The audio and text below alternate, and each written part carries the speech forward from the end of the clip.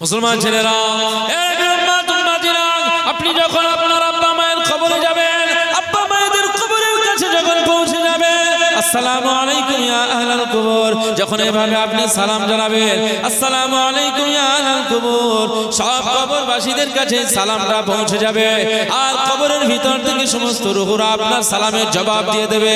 আমার আল্লাহ পাক বলেন, মা বাপের কাছে যখন সন্তানকে সালাম জানায়, মা বাপের কাছে গিয়ে যখন সন্তানটা সালাম দিয়ে দেয়, মায়ের কবরের কাছে দাঁড়িয়ে যায়, আব্বা জানের কবরের কাছে গিয়ে যখন দাঁড়িয়ে যায় আর এইভাবে সালামটা দিয়ে দেয়, কিতাবের ভিতরে এসেছে মা বাপের রুহুটা খুশি হয়ে যায়। এ ছেলে রে, কোথায় থাকিস, কোথায় ছিলিস, আজ আমার কবরের কাছে এসে সালাম দিলি রে। এ ছেলে রে, আজ আমি মা, আজ এই কবরের ভিতরে কষ্ট হয়েছে। এ ছেলে, আমি বাপ, আজ কবরের ভিতরে কষ্ট হয়েছে, কোথায় ছিলিস রে? আজ তোর মনে পড়লো আমার কথা, আজ তোর মনে পড়লো আমার কথা। মা বাপেরা আচ্ছা তো পাখির না এভাবে তাকিয়ে থাকে, তখন ছেলে মেয়েরা আমার জন্য দোয়া করবে, আমাদের জন্য দোয়া করবে, আমাদের জন্য ইস্তিগফার করবে। আল্লাহ নবী পাক জীবনে জানিয়ে দিয়েছে, ইযা মাতাল ইনসান ইনকাতা আনহু আমালুহু, যখন মানুষ মারা যায়, যখন ইন্তেকাল হয়ে যায়, তখন তার সব আমলের দরওয়াজা বন্ধ করে দেওয়া হয়।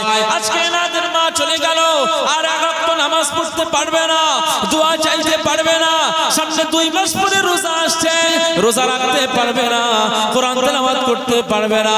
ওই যে 10 দিন আগে মা যে চলে গেল, দুনিয়া থেকে বিচ্ছিন্ন হয়ে গেল, আমলটাও আবার আল্লাহ বিচ্ছিন্ন করে দিয়েছে। না না না না, কবর জগতে কিয়ামত পর্যন্ত যারা কবরে শুয়ে থাকবে, সব আমলের দরওয়াজা বন্ধ হয়ে গেল, আর কোনো আমল করতে পারবে না, আর কোনো দোয়া চাইতে পারবে না, আর কোনো মাগফিরাত চাইতে পারবে না। কিন্তু রাসূলুল্লাহ সাল্লাল্লাহু আলাইহি ওয়াসাল্লাম বলেছেন, হ্যাঁ হ্যাঁ হ্যাঁ, একটাই অপশন রয়েছে, 3টে অপশন এখানে বলা হয়েছে। একটা হলো সাদাকায়ে জারিয়া, অপরটিতে বলা হয়েছে আও ইলমি ইউনতাফাউ বিহি, পৃথিবীর জমিনে ওই ব্যক্তিটা যদি জ্ঞান অর্জন করে মানুষকে ডিস্ট্রিবিউট করে দেয়, এই যে মানুষকে ডিস্ট্রিবিউট করে দিল, জ্ঞানগুলো মানুষের কাছে ছড়িয়ে দিল, এই ছড়িয়ে দেওয়ার জন্য কবরে সওয়াব পেয়ে যাবে। নাম্বার 3 নাম্বার অপশনে আল্লাহ নবী বললেন, আওয়ালাদিন সালিহ ইয়াদউনাহু, পৃথিবীর জমিনে যে সন্তানগুলো বেঁচে রয়েছে, এই সন্তানগুলো যদি ওই মায়ের জন্য, ওই আব্বা জানের জন্য কবরের কাছে দাঁড়িয়ে দাঁড়িয়ে দাঁড়িয়ে দাঁড়িয়ে চোখের পানি ফেলে যদি একটু দোয়া চায়, চোখ দিয়ে পানি ঝরিয়ে একটু দোয়া চায়, আজ ঘরের মেয়েরা যদি নামাজের মুসাল্লায় পাটিতে বসে বসে মায়ের জন্য দোয়া চায়, আব্বা জানের জন্য যদি দোয়া চায়, আমার আল্লাহ পাক এই ছেলে মেয়েদের দোয়াটাকে ফেরত দেবেন না। আমার আল্লাহ এই ছেলে মেয়েদের দোয়াটাকে আর সে আজিমে কবুল করে না। আরো জোরে বলুন সুবহানাল্লাহ। মুসলমান ছেলেরা, আল্লাহ নবী পাক সামনে জানিয়ে দিয়েছেন, তোমাদের আব্বা মায়েদের কবরের কাছে চলে যাবে, জুমার দিনেতে জুমার নামাজের পরে কবরের কাছে গিয়ে একটু দাঁড়িয়ে সালাম জানাবে, ইস্তিগফার করবে, সূরা ফাতিহা, ইখলাস, দরুদ শরীফ তেলাওয়াত করে আল্লাহ পাকের কাছে দোয়া চাইবে। তোমাদের দোয়া, তোমাদের মোনাজাত আমার আল্লাহ খুশি হয়ে কবুল করে নেবে।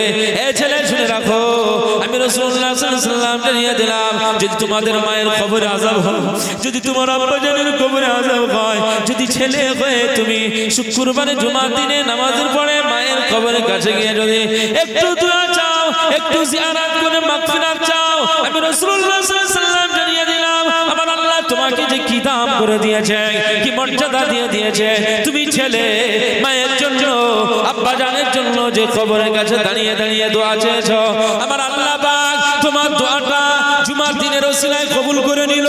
এই জুমার দিনের ওসিলায় কবুল করে নিয়ে আমার আল্লাহ পাক যদি তোমার মায়ের কবরে আযাব হয়, আব্বা জানের কবরে যদি আযাব হয়, এই কবরে আযাব আমার আল্লাহ মাফ করে দেবে।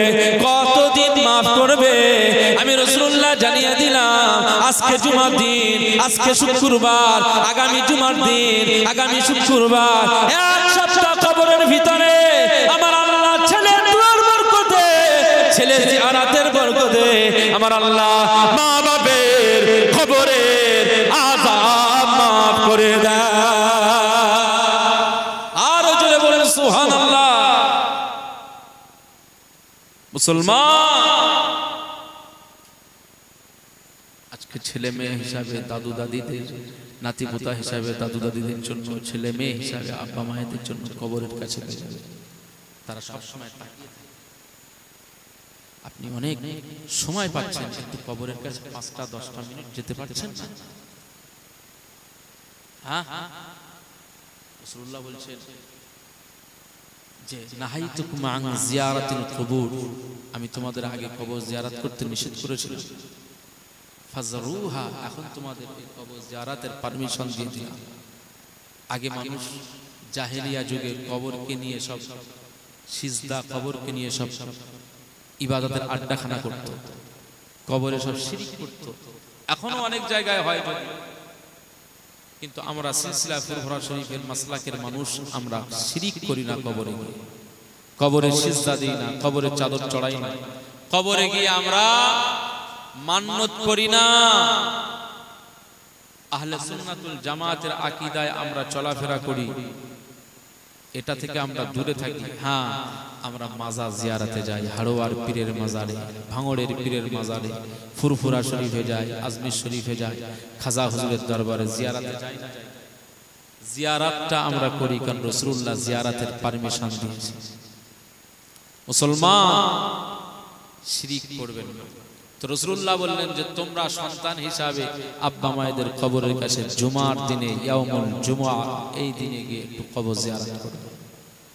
আজকে যাদের আম্মাজান আব্বাজান চলে গিয়েছে, আপনারা প্রত্যেক জুমার দিনে যাবেন, নামাজের পরে একটু জিয়ারত করবেন, 10টা মিনিট হলেও করবেন।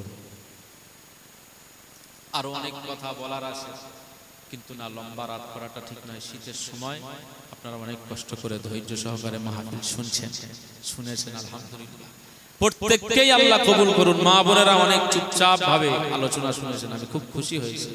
কারণ মা বোনেরা অনেক জায়গায় সব এক জায়গায় জড়ো হয়ে না গল্প গুজব করে, খুব খুব গল্প গুজব করে, বুঝলেন?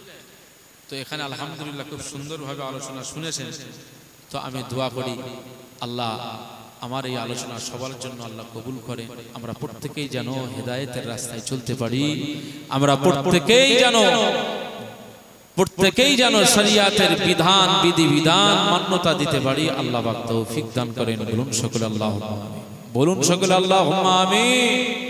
আগামীকাল যেহেতু কালমাখানি, রাত্রি থেকে আবার কাজ আছে, আজকে লম্বা রাত করলে আবার সমস্যা, সুতরাং কালেমা শরীফ একটা কথা বলে দেই, এই যে কালমাখানি হয়, আমরা কালেমা শরীফের জিকির করি না, আমরা তাসবিহ দানা নিয়ে কালেমা পড়ি, তাই না? লা ইলাহা ইল্লাল্লাহ মুহাম্মাদুর রাসূলুল্লাহ, এই যে লা ইলাহা ইল্লাল্লাহু মুহাম্মাদুর রাসূলুল্লাহ সাল্লাল্লাহু আলাইহি ওয়াসাল্লাম, এই যে কালিমাটা আমরা পড়ি, এই কালিমার ওজন কিন্তু অনেক। এই জন্য আমরা দেখবেন অনেক সময় তাসবিহ পড়তে পড়তে চা খাচ্ছি, চা খাওয়া যাবে, কালেমা পড়তে হবে, অনেকে তাসবিহ দানা নিয়ে দুজন পাশে বসে গল্প করতেছে আর তাসবিহ দানার এগুলো চলছে, এরকম আছে না? গল্প করতেছে আর তাসবিহ দানা টানতেছে। এক গাড়ি কালমাখানির সংখ্যা দিয়ে বলে আমি 5000 করেছি। একটা কালিমা পড়া অনেক, আপনি ভালো করে শুদ্ধভাবে যদি পড়েন লা ইলাহা ইল্লাল্লাহ মুহাম্মাদুর রাসূলুল্লাহ সাল্লাল্লাহু আলাইহি ওয়াসাল্লাম, যদি লা ইলাহা ইল্লাল্লাহ এইটা যদি শুধু পড়েন তাহলে কালেমার অর্ধেক অংশ হলো, আর মুহাম্মাদুর রাসূলুল্লাহ যদি পড়েন এটাও একটা অর্ধেক অংশ হলো।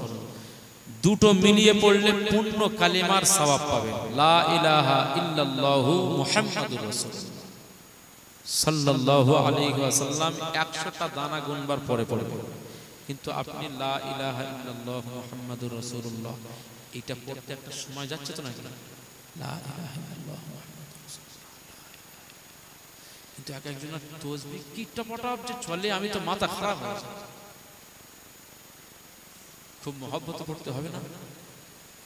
এই কালিমার ওজনটা কি আমি ভুল বলছি নাকি?